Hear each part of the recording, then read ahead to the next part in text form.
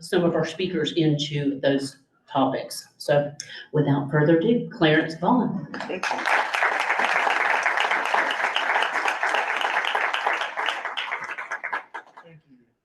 Thank you so much, Kim, for the invite. And you also, I mean, everybody knows Curly Kim, but Curly Kim, and I give her a hard time about her demeanor, what she brings into the space, into the room. I just thank you for your friendship and thank you for this opportunity. So good afternoon. How are we doing today? So full transparency, I'm a former Rotarian. I was part of the Rotary Club of Bearden back in my banking days. He brought up US Bank. So I gotta be honest, I was giving Jim a hard time. We probably got you beat on lunch. I mean, we got the Bearden Banquet Hall, some pretty good food. So I would come here to do my makeup. So I used to do my makeups here. I do my makeups at the Lighthouse as well. So I still live by the motto, I think it was shared earlier, service above self. And I truly believe that. And the four-way test to me is still something that I use in every space that I go into. So thank you for what you do for Rotary. Again, my name is Clarence Vaughn. Thank you to Kim, and thank you for me being this opportunity to be in front of you today. I'm going to talk to you a little bit about leadership. And I think this is the right space in the room to talk about leadership and how we look at collaborative leadership, and also talking about service above self. And really, servant leadership is something that I really try to wake up with my mind on every day. I thank you for bringing up leadership. Knoxville, another gentleman who gave his mission moment, talked about his current class, which is the second best class ever. It's okay. Second best, but it's okay. We are the best class ever, but leadership and talking about leadership. Before I go into that, my view when I talk about commitment to leadership and collaborative leadership really comes from people I've been able to engage with. And people I've been able to consider mentors and leaders in my life, such as the late Thomas Tank Strickland was somebody who I would consider a great mentor. For those who may have known Tank, Tank was somebody who was a loud voice, but also did a lot in our community. I also like the late Bob Booker, who was somebody who I really looked at as a mentor, not only a fellow fraternity brother, but also a mentor. Our Mayor, Madeline Rogero, I got a chance to work with some of my colleagues here, that's your Rotarians as well, under leadership. But how is that leadership defined? How do we make sure we collaborate? So I'm not gonna PowerPoint you to death. You can look at that, or look at the screen, or just hear me talk it out. But I'm talking a little bit about what I do. So currently I'm the director for the Office of Access and Community Connections at the Haslam College of Business. So the Haslam College of Business right now, we really are booming and really bursting at the seams when it comes to our population and what we're doing with our faculty, staff, and students. Currently, we're the largest academic college at UT. So we have about 9,200 total, so 8,600 undergrads, roughly about 600 graduates, and mixing that graduate population, we got about 100 or so PhD students. So we're doing a lot of things on campus. A lot of what I do really ties into what I'm talking to you about today is about leadership, but making sure we're collaborative. So the access and community connections part really starts with community outreach. This is a part of it. Engaging you, for those of you who are, how many UT alums we have in the room, by the way? Okay, go Vols. Hopefully we get the W coming up here soon and keep on dancing for a little longer. So the community outreach part is for me to make sure we engage with alumnus, those here in our community, whether it's local or regional, and have them engage on our campus with our students, our faculty, whether there's internship opportunities, career opportunities, or whatever they may look like. But this way is to engage and tell their story. We also look at partnerships. So we partner with a lot of corporate organizations, whether that's doing leadership development, professional development for our students and our faculty and staff. So our office leads those efforts, whether it's a women's summit, we do an inclusion and engagement summit every year.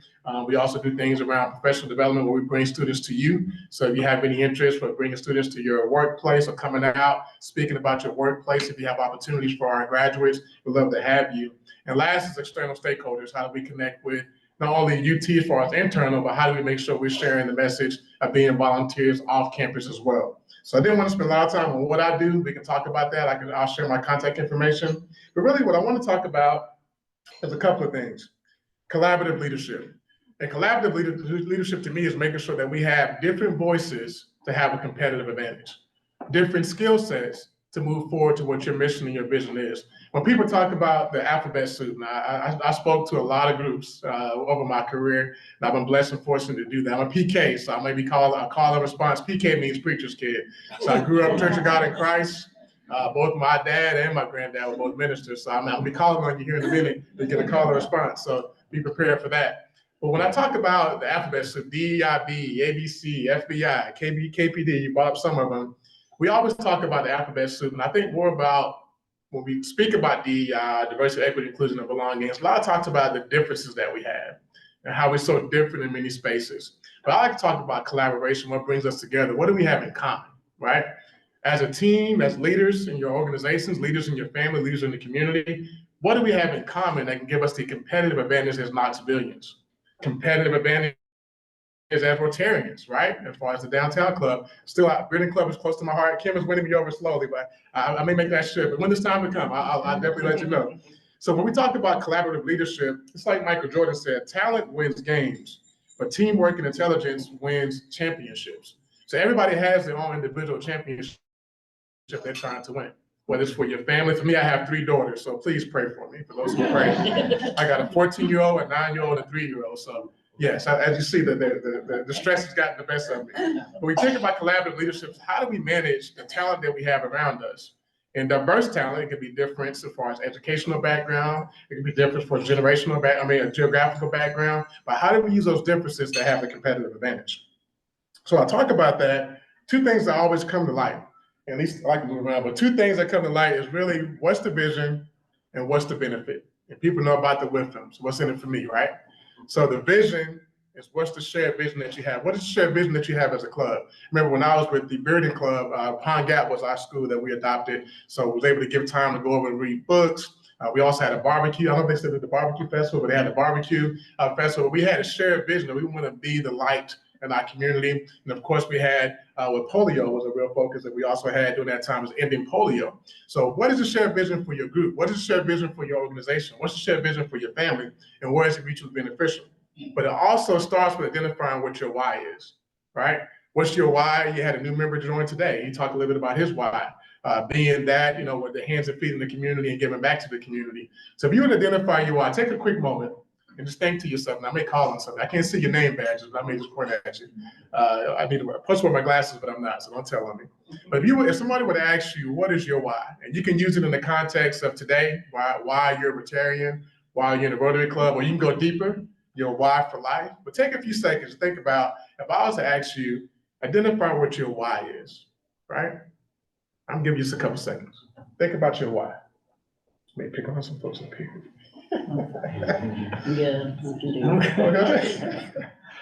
Actually, I'm going to pick on your president, if that's okay. So I was to ask you that, Jim, if you identify what your why is, you can use it in the context of Rotary or just in life. What is your why? I've always liked to serve with Rotary, and Rotary is a place where you can serve locally and globally. And so there's not many places you can do that. So that's kind of what. So service. Service is your why. From this table, do we have a volunteer? If I was to ask you, identify, share what your why is, what would you say? How about my friend here? Sure. I echo Jim. Service, community engagement, advancing your community, leaving places better than you found them.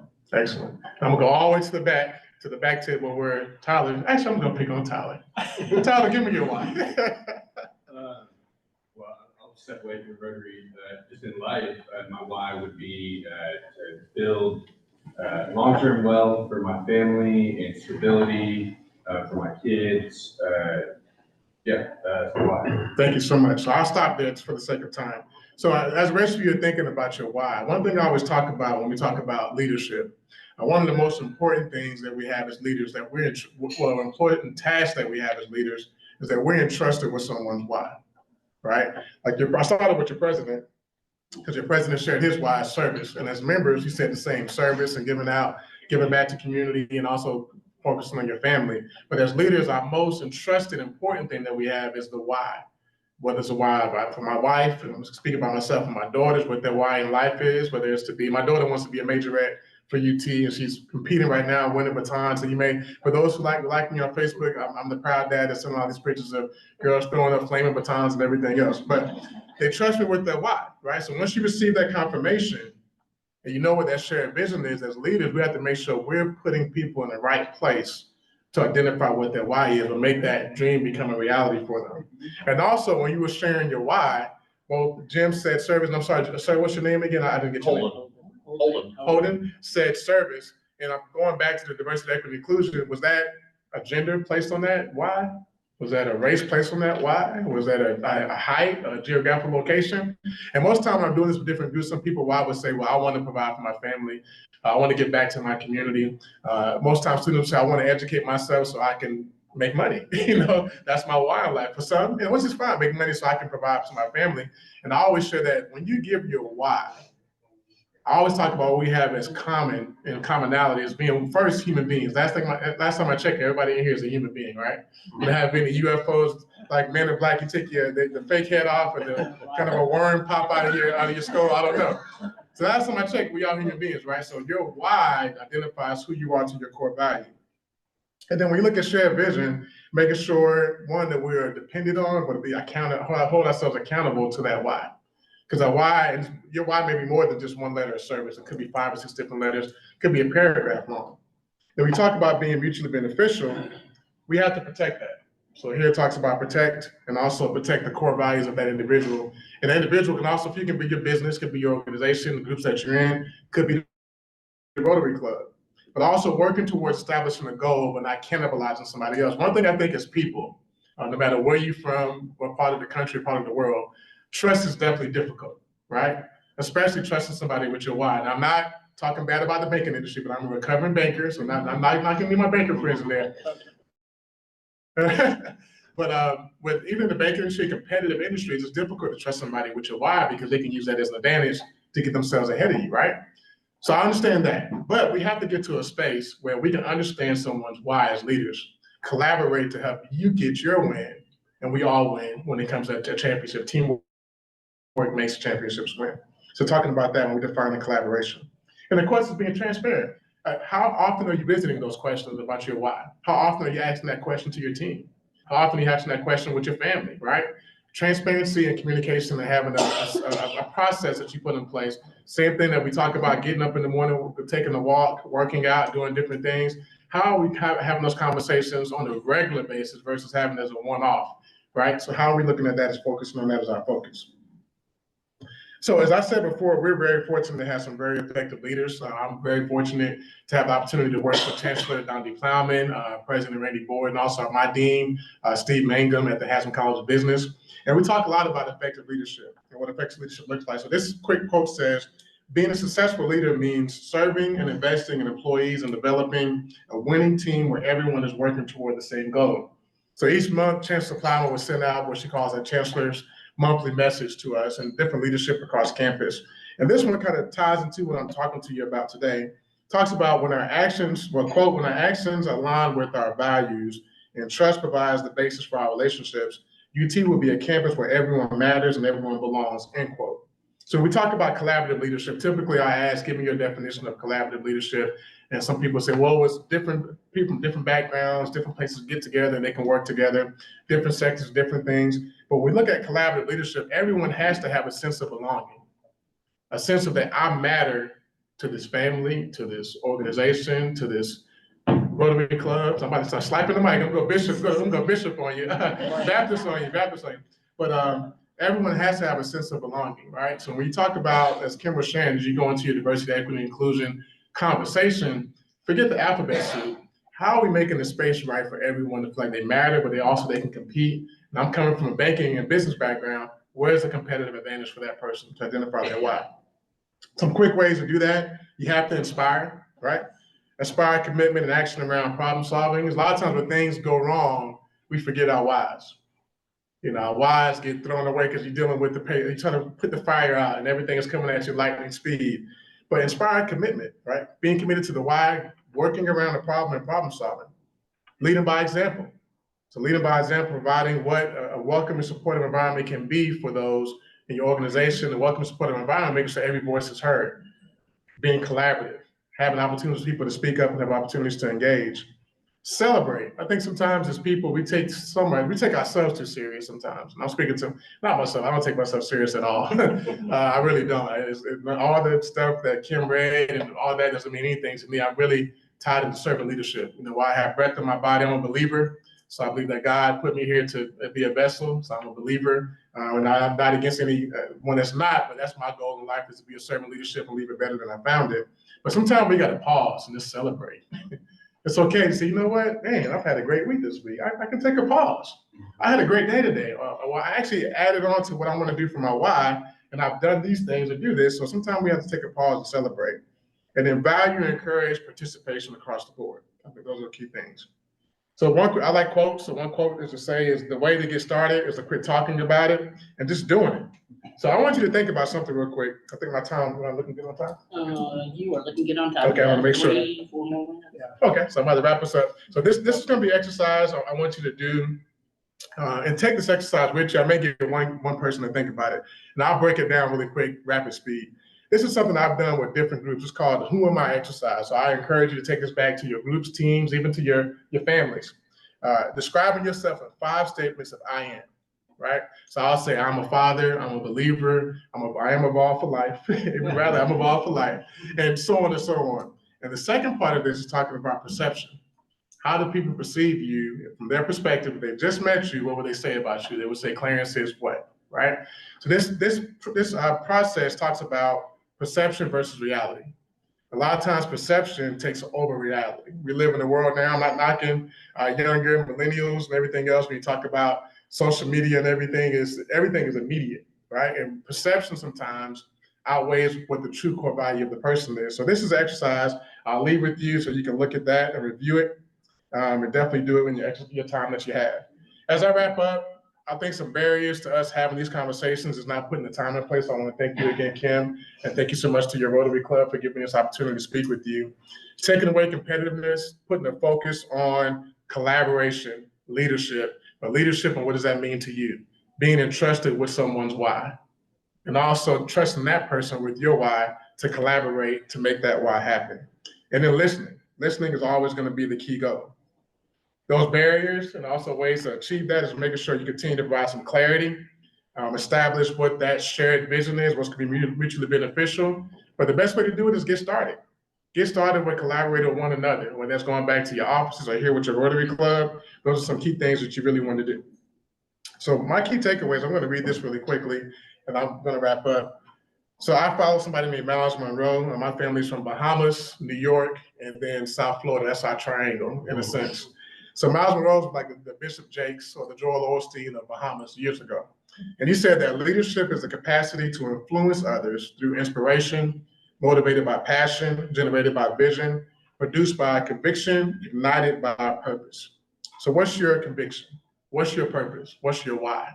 And how are you making it better for others to make sure they feel like they don't only matter and belong, but they have that competitive advantage? So I want to say thank you for giving me this opportunity to come before you as a fellow former Rotarian. But again, like I said, I still believe in everything when it comes to service above self. How are we really serving above ourselves? So I definitely open it up and give my QR code here, but you can definitely get my contact. I can share my email and contact with Kim so she can get it out to the group. If I could be a partner with you or collaborate anyway with university or just in the community, would love to. Thank you so much again for this opportunity and best to you. Thank you.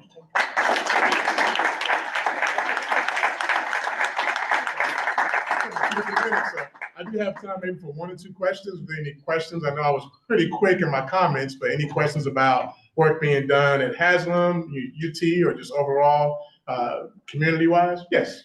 In your community outreach and involvement, do you try to teach this to groups in the community? Yes, I've been to young professional groups, law enforcement groups, the elected official groups, different groups. It's a little longer, of course. Obviously, we've done 2-hour workshops. I can format it, but I think the key is giving you some best practices. So in this presentation, there's a lot of other exercises you can take back, and I'll make sure you guys will get those.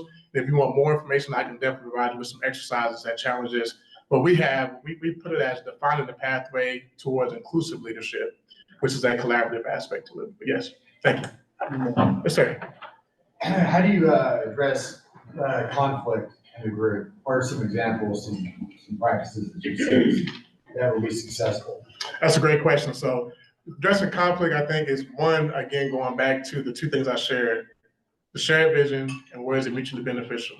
So depending on the group, if it's family, that's different. It's still the same. But if it's an organization, if it's a team that you're leading, going back to what is our why as an organization? What is our mission? What is our value? So we both signed on to the same agreement that we want to help our organization get to this goal. And that could be for a family too, as a family. What is our goal? What is our value? What is our why? So if we're conflict, if we have conflict, we must not believe in the shared vision of our organization or our family. So first, taking it there as far as above, taking it higher than what that situation is, and then having a conversation. So if you have a conflict, where is that addressing us getting to where we need to go, and how can we make sure we follow back to look at ways to address that we're on a team together. We may not agree, but we do agree that we want this shared vision as far as our impact. We'll deal with what this is, but as long as we're making our impact, can't let this sidetrack us in a sense when it comes to the conflict. Yeah, thank you. Last one, I'm sorry. Why don't you join our club? Sandy, thank you, thank you. Again, I said again, Rotary Club of Bearden is my heart, but I would definitely strongly consider. Thank you guys again for this opportunity. I really appreciate it.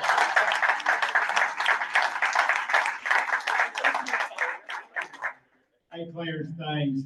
Effective leadership is a constant path that we all try to get to.